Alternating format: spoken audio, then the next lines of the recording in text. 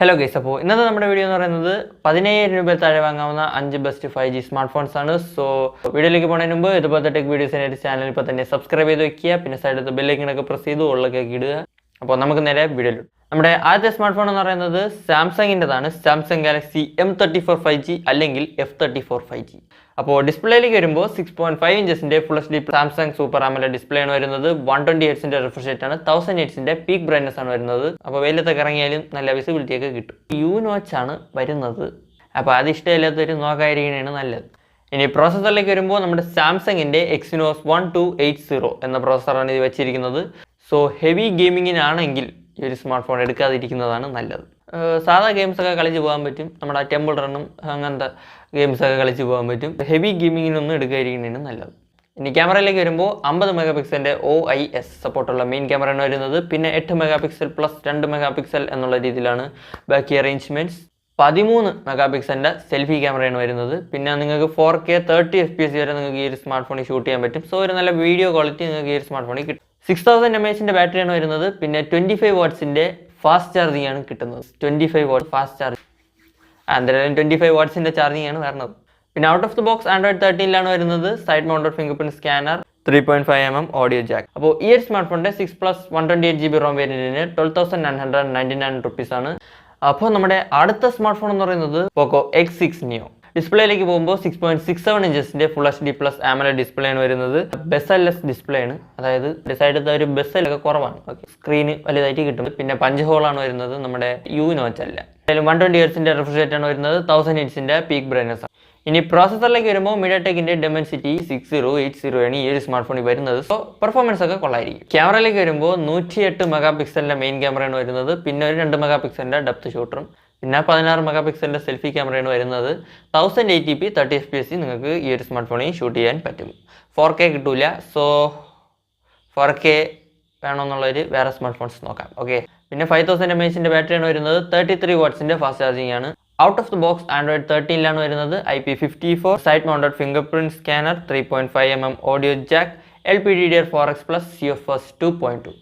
So overall ഒരു normal ഫോണാണ്. അപ്പോൾ ഈ സ്മാർട്ട് ഫോണിൻ്റെ 12+ 256GB റോം വേരിയന്റിന് 15,999 റുപ്പീസ് ആണ്. നമ്മുടെ അടുത്ത സ്മാർട്ട് ഫോൺ എന്ന് പറയുന്നത് iQൻ്റെതാണ്. iQ Z9X അല്ലെങ്കിൽ Vivo T3X എന്ന് വേണമെങ്കിലും പറയും. പക്ഷേ പെർഫോമൻസ് കുറച്ചും കൂടെ കൊള്ളാൻ തോന്നുന്നത് iQ Z9Xലാണ്. സോ നമുക്ക് iQ Z9Xൻ്റെ സ്പെസിഫിക്കേഷൻസിലേക്ക് പോവാം. ഡിസ്പ്ലേയിലേക്ക് വരുമ്പോൾ 6.72 ഇഞ്ചസിൻ്റെ full HD plus IPS LCD display ആണ് വരുന്നത്. With punch ഹോളാണ്.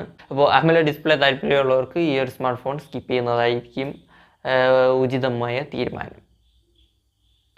ഡിസ്പ്ലേ എന്തായാലും 120 ഹെർട്സിൻ്റെ റിഫ്രഷ് റേറ്റ് കിട്ടുന്നുണ്ട്. 1000 ഹെർട്സിൻ്റെ പീക്ക് ബ്രൈറ്റ്നസ് ആണ് വരുന്നത്.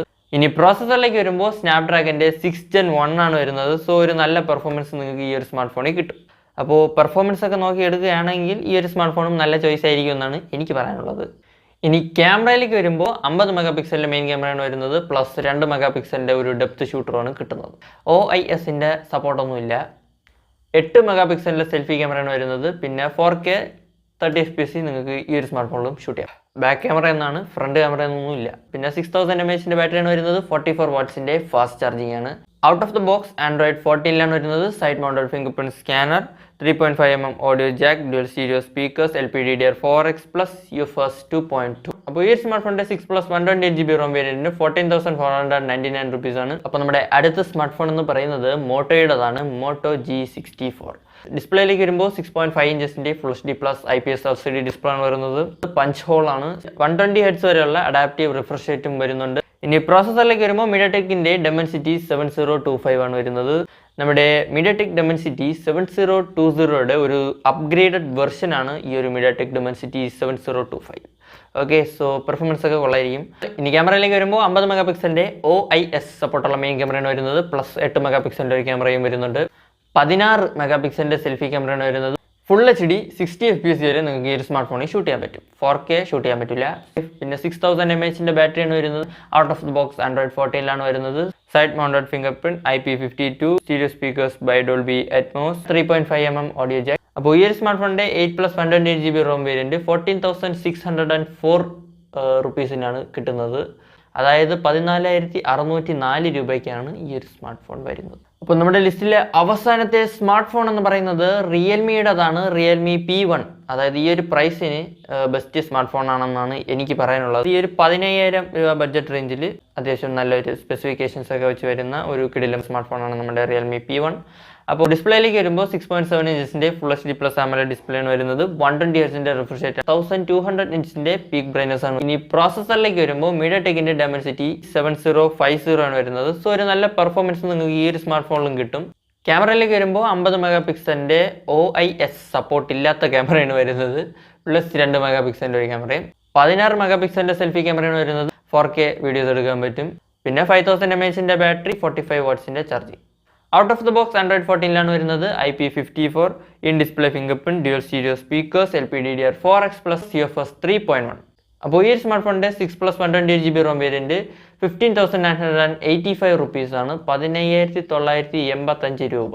അപ്പോൾ നിങ്ങൾക്ക് ഇഷ്ടപ്പെട്ട സ്മാർട്ട് ഫോൺ ഏതാണെന്ന് തീർച്ചയായിട്ടും കമൻറ്റ് ചെയ്യുക. അപ്പോൾ വീഡിയോ ഇഷ്ടപ്പെട്ടെങ്കിൽ ലൈക്ക് ചെയ്യുക, ഷെയർ ചെയ്യുക. ഇതുപോലത്തെ ടെക് വീഡിയോസിനെ ചാനൽ ഇപ്പോൾ തന്നെ സബ്സ്ക്രൈബ് ചെയ്ത് വയ്ക്കുക. അപ്പോൾ മറ്റൊരു വീഡിയോ കാണുമ്പോൾ ബൈ.